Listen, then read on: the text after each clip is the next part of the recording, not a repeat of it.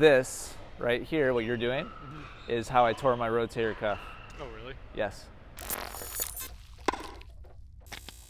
So I'm going to draw your attention to a couple of different technical things. The first is I want you to notice Tommy's hand relative to the grip of the racket, or the handle. How would you describe his knuckles on his hand relative to the handle? I mean, it's pretty, they're like that, sort of. Getting closer now. Yeah. Almost straight across. Yeah. Not quite, but pretty close. So that's the first thing Yeah. I'm going to point out to you is grip. And the next thing is going to be how he uses his body. When he rotates back to get ready for the incoming ball, where are his hips facing and where are his shoulders facing? Shoulders are facing almost back. Yep.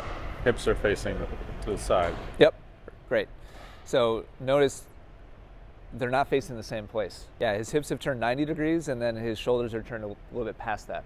So he's created some stretch in his midsection, which gives him not only extra range of motion with like big, strong part of his body, but a little bit of tension that he can then release into the shot. Yep. So because of that additional turn past his hips, I want you to notice where his racket goes when it starts to drop.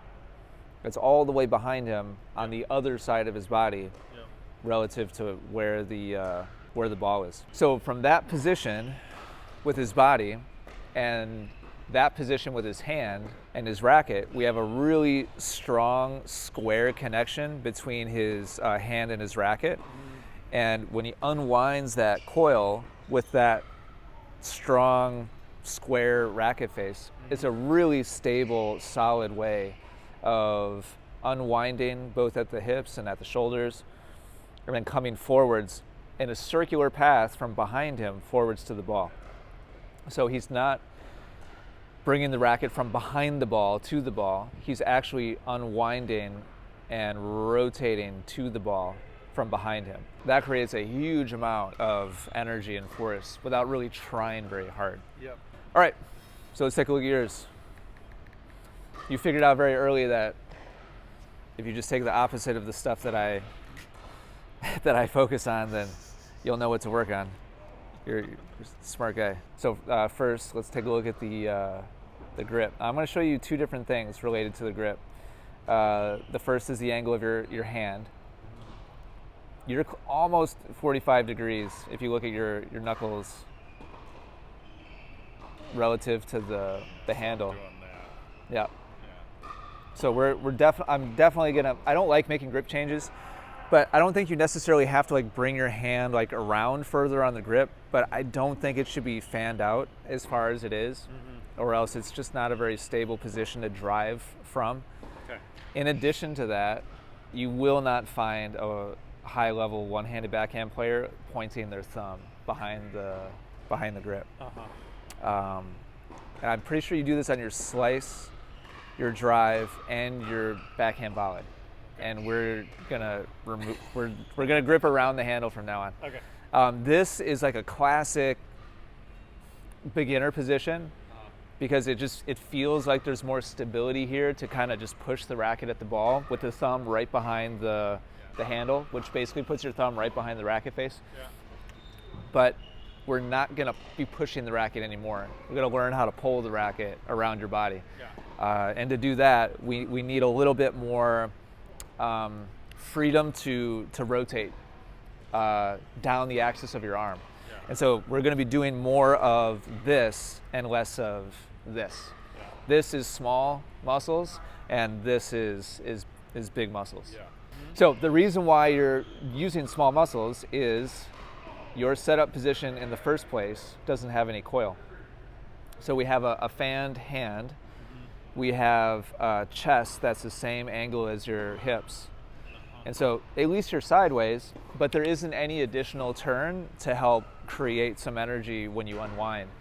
And so from here to contact, your chest is turning, but it's only about half of what the rotation was that we saw from the professional players.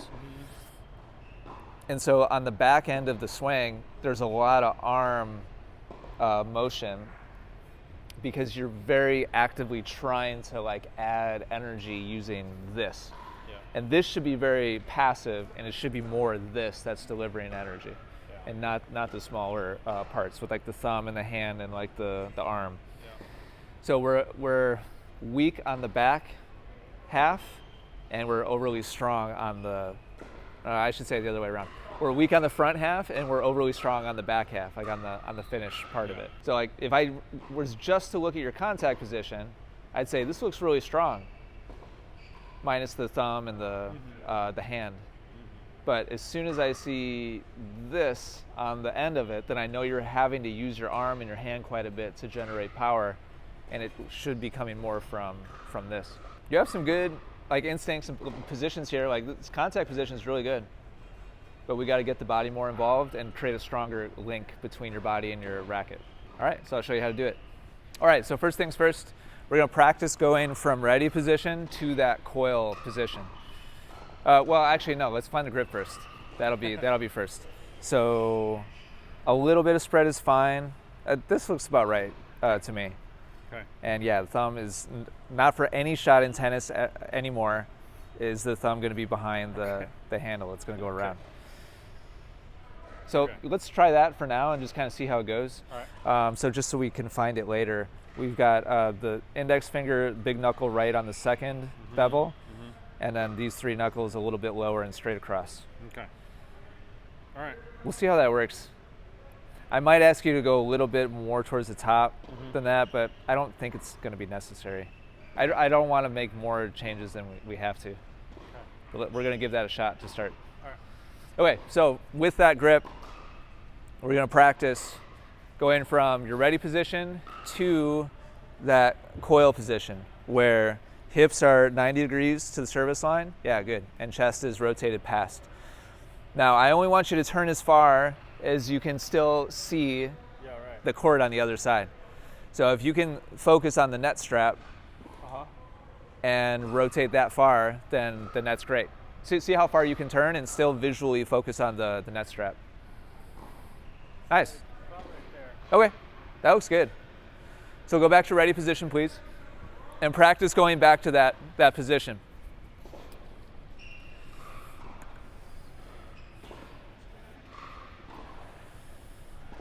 Good job.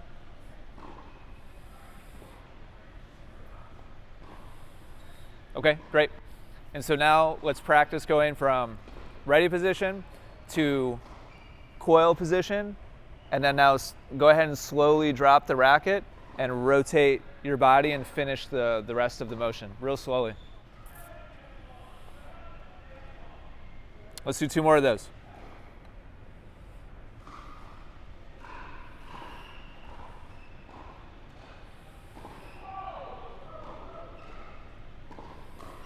Great.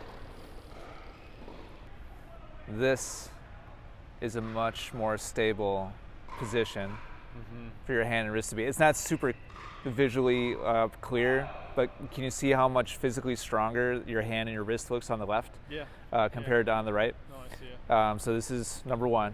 And now going back, this is going to be even more visually obvious. I mean, so Kevin on the right has to use more arm and forearm and like hand because the body is just not as involved. Sideways is just kind of like minimum viable. You know, I think we all kind of intuitively know that we can't face forwards, and I mean, I guess we could, but there's no force there. It's just all pushing with the hand. So this is kind of the next best thing, which is just simply turning to the side. When you look at how involved your body is, your shoulders, your chest, your hips here, compared to how involved your shoulders, your hips, your chest is here, you can see there's just a lot more force that's going to be easily delivered into the ball. And the best part is it's not linear force, it's rotational force coming from around the backside of your body. Whereas this one, this is linear force. This is just pushing outwards, just from a forward, rather from a backward position forwards, just in a straight line towards the ball. So it's possible to create some force this way, but not nearly as much as this. This is going to be much more with much less effort. Anecdotally, this right here, what you're doing, is how I tore my rotator cuff. Oh, really? Yes. Hitting backhands without enough coil and overusing my shoulder to hit the ball is how I tore my shoulder. FYI. Now, you have to do it a whole bunch of times with a whole lot of force to make something rupture, but that's how stuff gets hurt. In a nutshell, is inactivity with the body and overactivity with small muscle groups. All right, Kevin, go ahead and shadow 2 more of those, and then I'm going to toss you 2 balls. And I just want you to focus on doing it the same way. 2 shadows. And when the ball comes, I want you to coil the same amount, keep it nice and slow, and do it the same way. Yeah? Good coil. Do it again. Now, you're going to find that you've got way more force at your disposal doing it. Let me show you.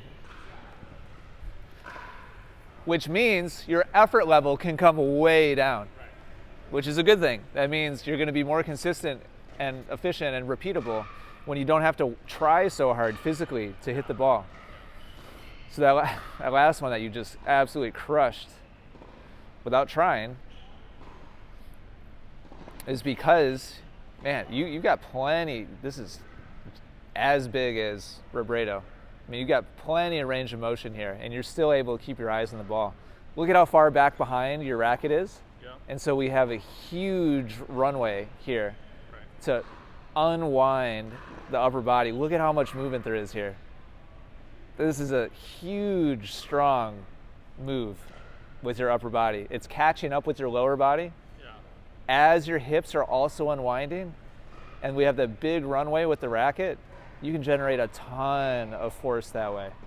It's way stronger. So now we're gonna have to recalibrate how much effort you actually have to do in order to hit a solid shot. It's like a quarter of what you're used to doing. Okay.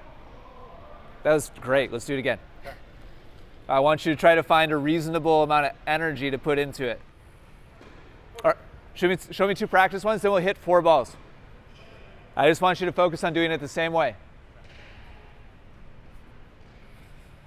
Same amount of coil, nice and calm. Great. Bring the energy level down. That's nice. Good. Yeah, good coil, good coil. Bring the energy level down. 2 practice ones. You've got a lot more energy than you know what to do with now. Let's try to recalibrate. Same coil. That's nice, that's nice. Good, Kevin. Same coil. Yep. Same coil. Good. Let's go on back to the blue line. 2 shadows.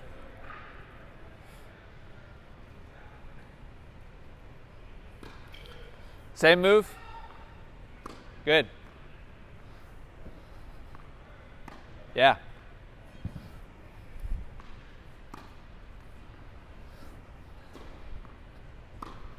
Great. Old setup, new setup. It's pretty easy to tell which one has more stored energy, right? Yeah. So old swing path, linear,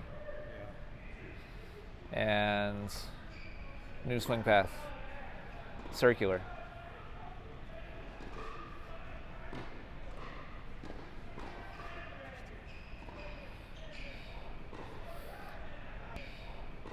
So let's watch a couple of these just look for the use of the body here on the right. And just watch the relationship between the body and the arm. It's all arm. You see how it's... Yeah. Yeah. Looking something off my wrist. And so here's those last 4 swings you made. Look for the same thing, the general like relationship between your body and your arm. Now it's the arm, it's the body pulling the arm around. Instead of your arm being like an independent agent and like creating the racket head speed, now your arm is much more along for the ride, powered by this uncoiling of your upper body. Yeah. Yeah. Okay. Make sense? Uh-huh. Let's go back to the baseline now. All right. And now I'm going to feed off my racket. Okay. So there's going to be a little more variation. You're going to have to do a little more positioning. But I want all your mental energy to stay on this. All right, show me a couple of those shadows, please, Kevin. Good coil. One more of those, please. All right, same thing. Sorry. Coil. That's fine. Find the right spot. Nice. Bring the effort level down. Good. 2 shadows, please.